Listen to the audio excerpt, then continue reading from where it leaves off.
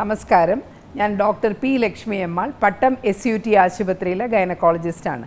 ഇന്ന് ഞാൻ നിങ്ങളോട് സംസാരിക്കാൻ പോകുന്നത് സൗന്ദര്യ പ്രശ്നമുണ്ടാക്കുന്ന പോളിസിസ്റ്റിക് ഡിസീസിനെ, പോളിസിസ്റ്റിക് ഒവേറിയൻ ഡിസീസിനെ പറ്റിയാണ്. അപ്പോൾ പല കുട്ടികളും നമ്മളടുത്ത് വരാറുണ്ട്. കുട്ടികൾ മാത്രമല്ല, പെൺകുട്ടികൾ മാത്രമല്ല, സ്ത്രീകളും നമ്മളടുത്ത് വരാറുണ്ട്.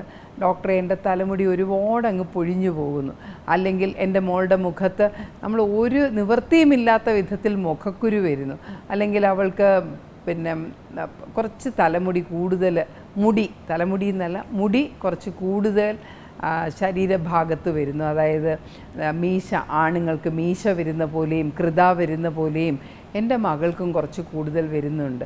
അപ്പോൾ ഇതൊക്കെ ആവുമ്പോഴത്തേക്ക് എൻ്റെ മകൾക്ക് പഠിത്തത്തിലൊന്നും ശ്രദ്ധിക്കാൻ പറ്റുന്നില്ല, വളരെയധികം മനപ്രയാസം. അവളുടെ കൂട്ടത്തിലുള്ള കുട്ടികളൊക്കെ അവരെ നിനക്ക് ആണുങ്ങളുടെ പോലെ മീശ വരുന്നു എന്ന് പറഞ്ഞ് കളിയാക്കുന്നു. ഇങ്ങനെയൊക്കെ പറഞ്ഞിട്ടാണ് നമ്മളുടെ അടുത്ത് വരുന്നത്. അപ്പം നമ്മൾ അവരുടെ അടുത്ത് ചോദിക്കുമ്പോൾ നമ്മൾ കാണുന്ന ഒരു കാര്യം, അവരുടെ മാസക്കുളിയിലും വലിയ വ്യത്യാസങ്ങൾ വന്നിട്ടുണ്ടെന്നുള്ളതാണ്. കൃത്യമായി മാസക്കുളി വരാതിരിക്കുക, മാസക്കുളി വരുമ്പോൾ ബ്ലീഡിങ് ഉണ്ടാകാതിരിക്കുക, അല്ലെങ്കിൽ ഒരു 2 മാസം കൂടുമ്പോഴേ മാസക്കുളി വരികയുള്ളൂ, അപ്പോൾ ബ്ലീഡിങ് ഒരുപാട്, രക്തസ്രാവം ഒരുപാട് വരിക, ഇങ്ങനത്തെ കാര്യങ്ങളുമൊക്കെ കാണും. അപ്പോൾ നമുക്ക് അവർക്കൊരു സ്കാൻ ചെയ്ത് നോക്കുമ്പോൾ നമ്മൾ കാണുന്നത് അവർക്ക് അവരുടെ അണ്ഡാശയത്തിനകത്ത് ചെറിയ ചെറിയ സിസ്റ്റുകൾ, പോളിസിസ്റ്റിക് ഓവേറിയൻ ഡിസീസ് അല്ലെങ്കിൽ PCOD എന്ന് പറയുന്ന അസുഖം ഉണ്ടെന്നാണ് നമ്മൾ കണ്ടുപിടിക്കുന്നത്. അപ്പോൾ എന്തുകൊണ്ടാണ് ഇവർക്ക് ഈ കൂടുതൽ മുടി പൊഴിഞ്ഞു പോവുകയും തലയിൽ നിന്നുള്ള മുടി പൊഴിഞ്ഞു പോവുകയും അവർക്ക് ആണുങ്ങളുടെ പോലെ മീശ വരികയും കൃത വരികയും ശരീരത്തിൻ്റെ ബാക്കി ഭാഗത്തുമൊക്കെ കുറച്ച് രോമവളർച്ച കൂടുതൽ വരികയും ചെയ്യുന്നത് എന്തുകൊണ്ടാണ്?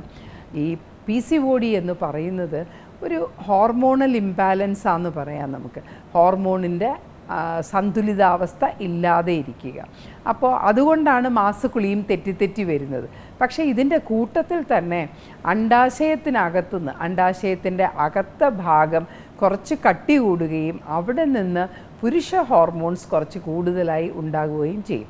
ഇതിൻ്റെ അർത്ഥം അവരുടെ ബ്ലഡ് ടെസ്റ്റ് ചെയ്ത് നോക്കിയാൽ, രക്തം ടെസ്റ്റ് ചെയ്ത് നോക്കിയാൽ അവർക്ക് പുരുഷ ഹോർമോൺ കൂടി നിൽക്കുന്നു എന്നുള്ളതല്ല, പക്ഷേ കുറച്ച് അളവ് കൂടുതലാണ്.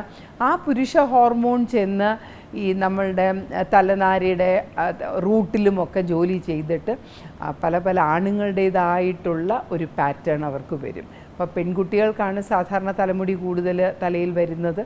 അപ്പോൾ അത് മാറിയിട്ട് തലമുടി കൊഴിയുകയും പിന്നെ അവരുടെ നെറ്റിത്തടം മുകളിലേക്ക് പോകും. അതായത് ഒരു ചെറിയ മുഖത്ത് നോക്കുമ്പോൾ ഫ്രണ്ടിലൊരു ചെറിയ കഷണ്ടി വരുന്നത് പോലെ തന്നെ മുകളിലേക്ക് ആ ഭാഗത്തുള്ള മുടി കൊഴിയുകയും മീശ പോലെ കുറച്ച് കൂടുതൽ വരികയും ഒക്കെ ചെയ്യും.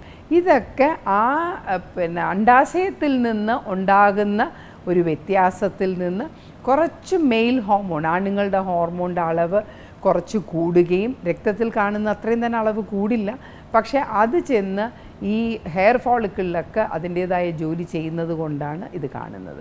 മാത്രവുമല്ല, ഇതേ ഹോർമോൺ തന്നെയാണ് നമ്മുടെ മുഖത്തുള്ള എണ്ണക്കൊഴുപ്പ്, എണ്ണമയം കൂട്ടുന്നത്. അതായത് നമ്മളുടെ ഓരോ തലനാരിഴയുടെയും അറ്റത്ത് എണ്ണയുണ്ടാക്കുന്ന ഗ്രന്ഥികളുണ്ട്. ആ ഗ്രന്ഥികൾ കൂടുതൽ എണ്ണ അങ്ങോട്ട് ഉണ്ടാക്കുമ്പോഴത്തേക്കും നമ്മൾ പുറത്ത് പോവുകയൊക്കെ ചെയ്യുമ്പോൾ നമ്മുടെ മുഖത്തുള്ള ആ പുറത്തേക്ക് പോകേണ്ട ആ ഹോൾസൊക്കെ അങ്ങ് അടഞ്ഞു പോവും ഈ എണ്ണമയം കാരണം. അപ്പോൾ അങ്ങനെ വരുമ്പോഴത്തേക്കും അതവിടെ നിന്ന് വലുതായിട്ടാണ് നമുക്ക് ഈ പിമ്പിൾസ് ഉണ്ടാകുന്നത്, മുഖക്കുരു ഉണ്ടാകുന്നത്. അപ്പോൾ ഇതിനൊക്കെ എന്താണ് മാർഗം? അതൊരു ഡോക്ടറെ സമീപിച്ചാൽ വളരെയധികം ഉണ്ട് എന്നുണ്ടെങ്കിൽ അതിനുള്ള ചികിത്സ തരും. അല്ല, ചെറുതായിട്ടാണുണ്ട് എന്നുള്ളതെങ്കിൽ നമുക്ക് ചെയ്യാവുന്നത് നല്ലപോലെ വ്യായാമം ചെയ്യണം. നമ്മുടെ അധിക ഭാരമുണ്ടെങ്കിൽ അത് കുറയ്ക്കണം. അധികമായിട്ടുള്ള ഭക്ഷണങ്ങൾ, അതായത് കൂടുതൽ കാലറി ഉണ്ടാക്കുന്ന ഭക്ഷണങ്ങൾ, ചോക്ലേറ്റ്സ്, ബേക്കറി ഐറ്റംസ്, കേക്ക്, വറുത്തതും പൊരിച്ചതും, പിന്നെ മുറുക്ക്, അച്ചപ്പം, അങ്ങനത്തെ സാധനങ്ങൾ, അല്ലെങ്കിൽ വട, ഏത്തയ്ക്കാപ്പം, അങ്ങനത്തെ സാധനങ്ങളൊക്കെ ഒഴിവാക്കണം.